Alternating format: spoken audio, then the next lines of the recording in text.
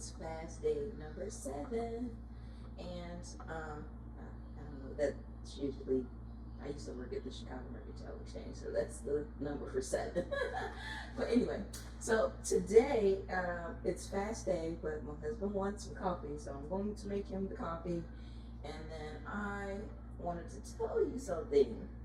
So yesterday, you know how I went to eat some pizza, and everything was fine and dandy, but I've been doing better. Of course, not obviously the first week of fasting with you guys has not been the best as far as food wise, but I have been eating better. And so with that, and with the combined fasting that I've already done, I've noticed some changes in my body. Now, all of them I'm not super aware of, but at the same time, there are some that are starting to be glaring. And one of them is cheese. I have a healthy obsession with it. It's not healthy. I have an unhealthy. Look, see, my body, my spirit don't look. My body, my flesh don't even want to believe me. But I have a desire, unhealthy desire for the amount of cheese that I like. I love all kinds of cheeses, all of them. I even tried a stinky cheese in France once. I was with my sister at this point, and it was so funny because it smelled like death in the house. I was in the apartment that we were staying in. At this time, we did like it would be my first and last time doing Airbnbs. I'll never do them again. But that's another story for another time. But that happened in Spello, Italy. We had a creeper. It was really weird. But anyway, so in this apartment, we were drinking, or we were like, man, what is that smell? It smelled like somebody died in there. So we went to go to the grocery store, and we had put some stuff in the go to put some stuff in the refrigerator, and that's where death was coming from. So I figured somebody severed a head or finger and just put it in the refrigerator, and we were staying in Jack the Ripper's house or something. Anywho, so come to find out, it was a sticky piece of cheese. Here, let me go ahead. But so I ended up seeing that it was on this. It was in a little ramekin thing, whatever. And so I was like, well, the owners left this part in this refrigerator. They must want us to try it, right? And I didn't do too much. I didn't want it because I know how expensive cheese can get, especially overseas. So I just took a little bit of sliver because I couldn't help it. Don't ask me. I have a fear factor, but it obviously is not with cheese. And so I tasted the cheese, and it was glorious. I mean, glorious. It was so good, but it stank like the Dickens. Anywho, here I'm coming. I'm just messing around. But so I say all that to say this, that I love cheese, right? And so yesterday, when all of that beautiful mozzarella was blessed, that piece of bread and sauce with all of the toppings that he had on there, gave me a sense of bliss that I've been longing for since Spello, because they had the best pizza. I will tell you that. But this morning, or actually in the evening, I noticed that I had developed an unhealthy amount of phlegm that I just could not get rid of. I was coughing all through the night and all of that. And I realized it only happens when I eat cheese. It only happens then. And so I've come to the realization that I'm gonna have to let the cheese go. But I'm not ready. But until then, I'm going to make this lemon water concoction, and it's just basically lemon. I'm not going to add any honey just because I don't want to add any extra calories, or because I am fasting today. But I am going to drink this water with hot this lemon with hot water, and it will help with loosening up that stuff that's all in me. I might put some turmeric in it and some ginger and a little pinch of pepper, because that'll help with absorption. That's if I do that. But I probably just gonna keep it to the lemon water today and sip on this until my phlegm is gone or gone down significantly. Because child, ain't nobody got time for that. Ain't nobody got time for that. Yeah. So that's what I'm going to do. And that's it, folks. Since today is fast day, I'm not going to do too much. All I'm going to do is I'm going to thaw some pork chops out because I'm going to brine them and cook them for dinner tomorrow. And wash my hair. I'm a deep condition it today. I know I washed it earlier this week, but I have some, ever since I started fasting, some stuff been coming out my body. So I have to be more determined to rectify them now. It's like everything is revealing itself, and all the toxic stuff is coming out, and you have to deal with it. You have to deal with it physically and mentally. Okay, so I have a confession to make. Yesterday, when my family didn't show up on time because the walk started at 9, we didn't live too far from St. Augustine, so we ended up it took us still 30 minutes to get there, right? So we were there and we walked the walk. It was great. Everything was great. And then at the end of it, when Q was looking for his family to join us, they were talking for at least 30 minutes after the race. We were just standing there waiting for them to come because we thought they were coming, right? So then we ended up having to go find them. And as we were walking in that dead of heat, you know how I hate walking and I was hungry. Oh, girl. Oh, if that was never a Snickers commercial moment, and that's it. Because Q already know if I'm hungry, I'm hangry, and I'm going to be mad.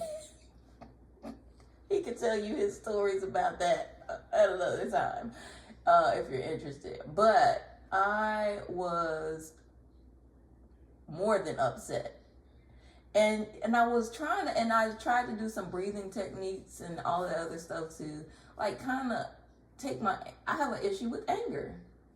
And apparently I've always had it since I was a child, because when we were looking at some videos of when I was younger, when we were in a band, and we had a picture of a band moment, and we and I just had this. He said, "You look like a little petulant."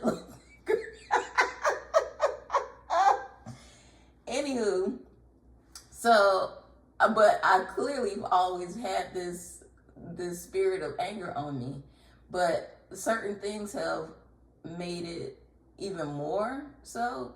And over the years I have done better, and especially once I accepted Jesus in my life, it's gotten a whole lot better. Of course I'm not there yet, but it's there. But I'm just trying to be transparent. So when that happened, and we talked about it later that evening, me and my husband, we talked about it later that evening. It wasn't something that it just came up because he was listening to something from Deion Sanders. He likes to listen to those coach talks that he talks to the team and stuff about, and they were talking about being late and how Deion hates when people be late, and if you're late, you're not early, you're late, whatever. If you're not on time, you're late, and if you're not early, you're late, right? So, and for whatever reason, it triggered me, and we talked about the incident that happened earlier that day. And my mother-in-law, she was like, y'all can go home because he obviously saw that she saw that I was bothered and didn't want it to ruin the rest of the day, which I fully understand. And that's why I was trying to get control of my emotions.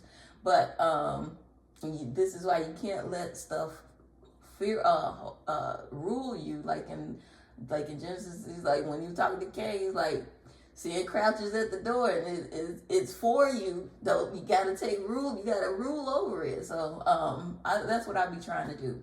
But anyway, so back to the story, and I say all this to say this, that fasting has helped, or I would say it kind of helps with. It's a even though you think you're doing it for weight loss, it's something so much more.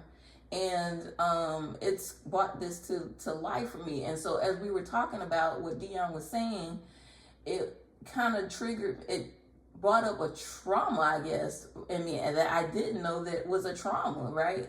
So back in the day when I was younger, and we lived, if you know anything about Florida, we lived in Mulberry, and then this high school I went to, the performing arts school I went to, was well over 30 minutes away from where we lived.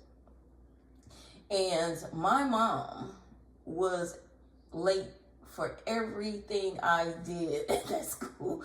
I tried running track one year just because I wanted to fit into a dress that I want. I didn't even want to go to prom, but anyway, whatever.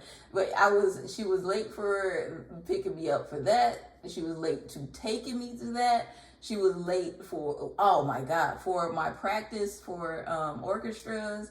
When we had to be there for practice, if we had a concert coming up or something, or even for my states, and when we went for state competitions and stuff like that, because I would have you have your appointment to have your solos done.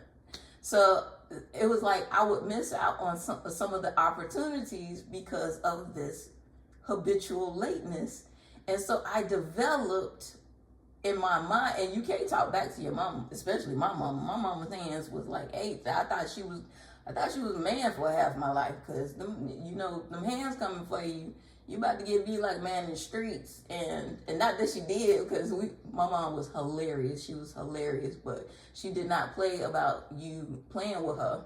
And so, but yeah, so when we were talking about it, and he was saying that, I hate when people be late, and he relayed his story about how stuff when stuff would be late for him, and he was a child and he couldn't get to certain things without his mom dropping him there.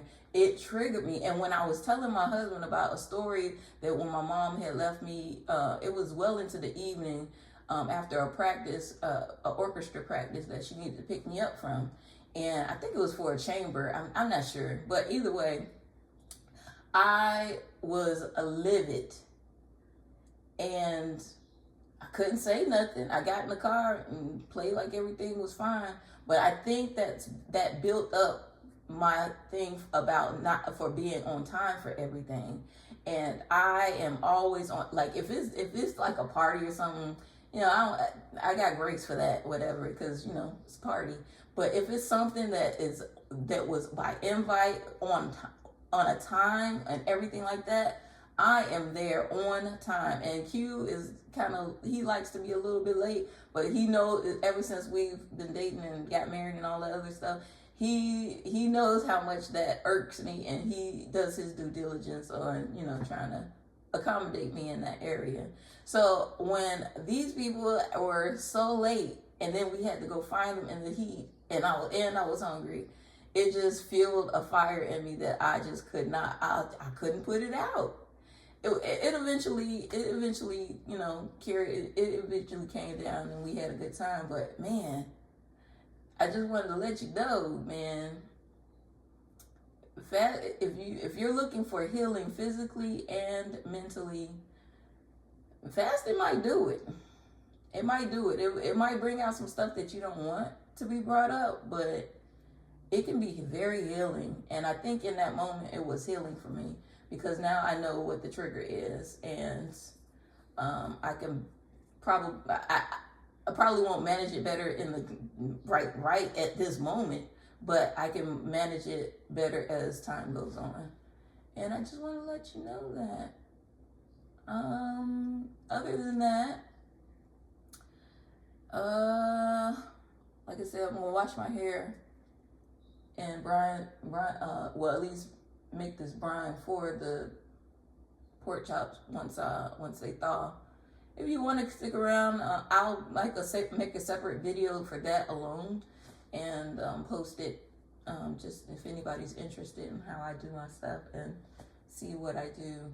I'm not very good at frying anything, so I do have a fryer because growing up, my mom had sarcoidosis, so we didn't eat a lot of fried foods or anything like that. We ate rather healthy. I ate rather healthier then than I do now, but it's coming back. It's coming back around now. I see the benefits of why she did what she did. So, yeah, so stick around, and I hope you're enjoying my life vlog of me fasting and feasting, and yeah, I'll see you around.